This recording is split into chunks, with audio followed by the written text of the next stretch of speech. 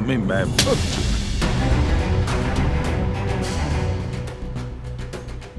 अम्मी आप भी? हाँ मैं भी।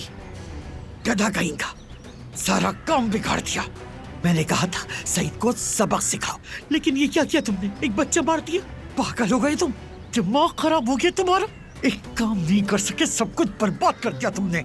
क्या मालूम था कि डर के मारे लड़की का मिसकैरेज हो जाएगा। आप जानती है मेरा तो सईद को मारने का इरादा था, मगर क्या करता बारान बीच में आ गया। उसने वहां गार्ड्स बिठा दिए थे। उस हंगामे में औरत डर गई और उसका बच्चा जाया हो गया। अब इतना पत्थर दिल तो मैं भी नहीं हूँ, मैं भी ये नहीं चाहता था। बंद करो बकवास। अब चाहे जो भी कहो, तुम नाकाम हो गए हसन। अगर अब असल मसला बारान का है, उसका गुस्सा तो तुम देख चुके हो। अब वो रुकेगा नहीं, जरूर खोज लगा के रहेगा। उसका जिन बोतल से बाहर आ चुका है। इस सब के बाद उससे किसी रहम की उम्मीद मत करना। अब तो तुम बस अपनी जान बचाने की फिक्र करो हसन।